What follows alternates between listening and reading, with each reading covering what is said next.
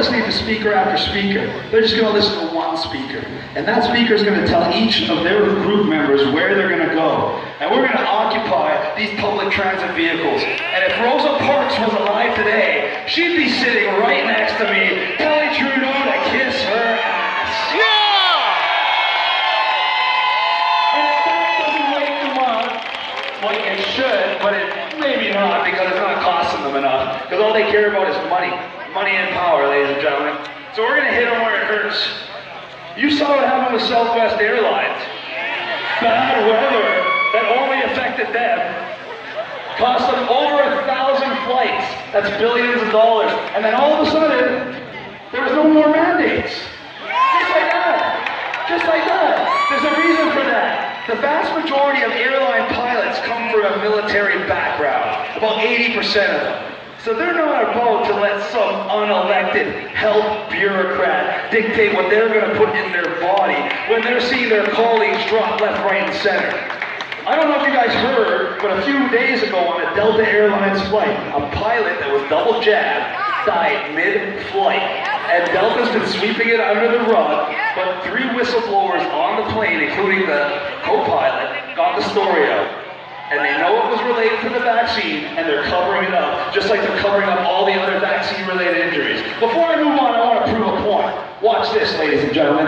Taiwan already proved yesterday there are now more people in the country that were killed by the vaccine than were killed by COVID.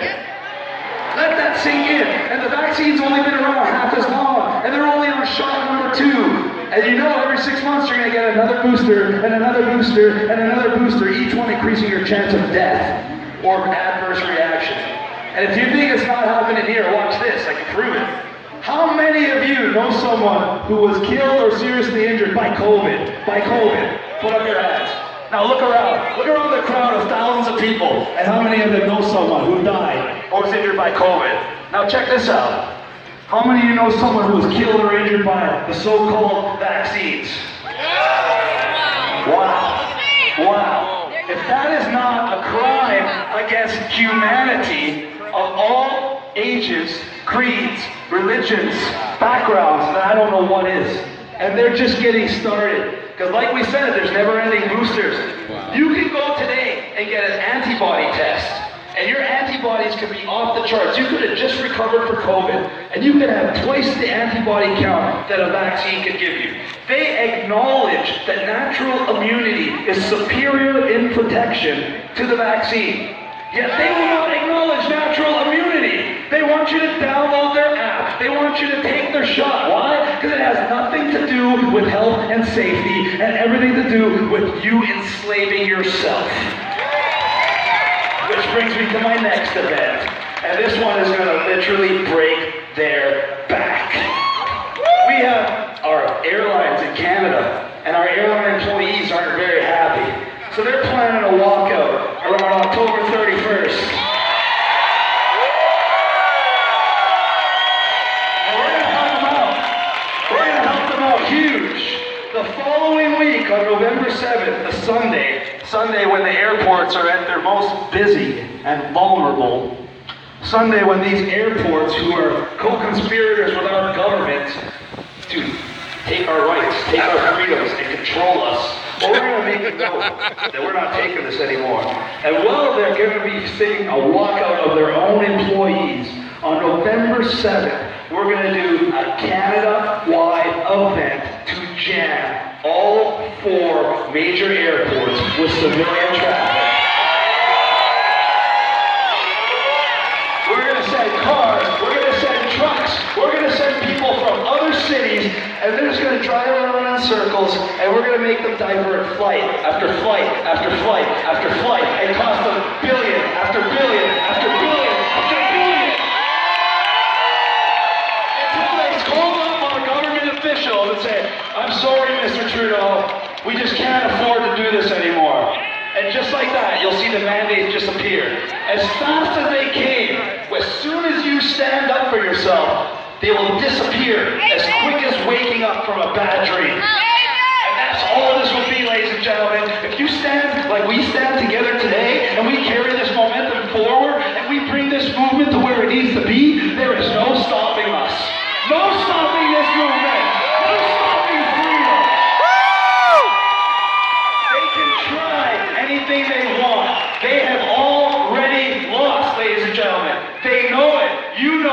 I know it. They are desperate. This is their last push.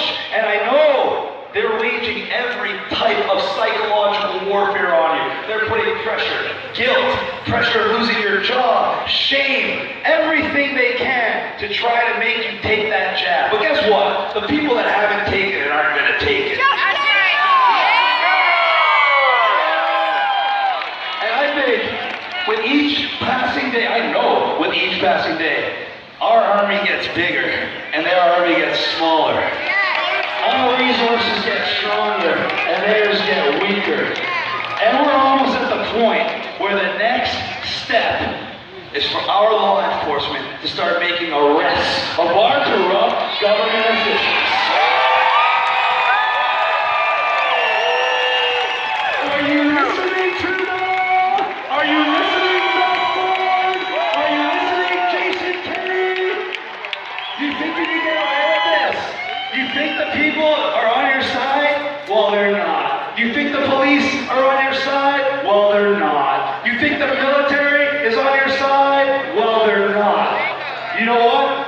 Canada is on Canada's side. And it's time to take out the garbage. This is a remarkable day. This is a momentous day. This is a day that's going to go down in history. This is a day that's going to set the tone, not just for Canada, but for around the world. My Italian brothers and sisters in Italy are waging a massive revolution as we speak. The media will not acknowledge it. There's a complete blackout, but I have people on the ground in Italy sending me, and we see crowds 10 times this size in every major Italian city. Their largest port has been blocked for the last 2 days, and the Italians aren't going to let up. They're like me, I'm Italian, and you know what? We fight for what we care about. We fight for what we believe in. We fight for what's important. Ladies and gentlemen, and what is more important than our freedom? Nothing. Life is not worth living without freedom. Period. I am willing to fight, stand, and die on this stage for my freedom. So no politician is going to take that away from me. No mandate is going to take that away from me. And no man or woman on earth is ever going to take that away from any of us. Ever.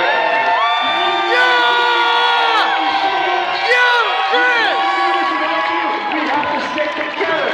I'm going to be around the front of the building. You guys better come out there and you guys better buy these little back to blue hoodies for your children as you send them back to school to send a real message and send them back without a mask. Wear the shirts in school! I love you, London. I love you, Windsor. I love you, every city that showed up to support Canada today. Every single person here today is a freedom fighter. Please give yourselves and the police one more giant round of applause.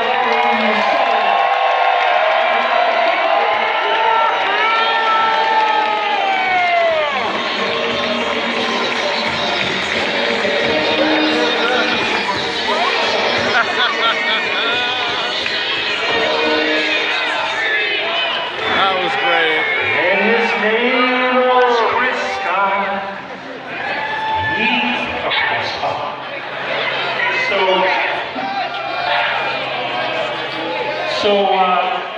Next Saturday in Windsor, that is going to be Chris Guy's last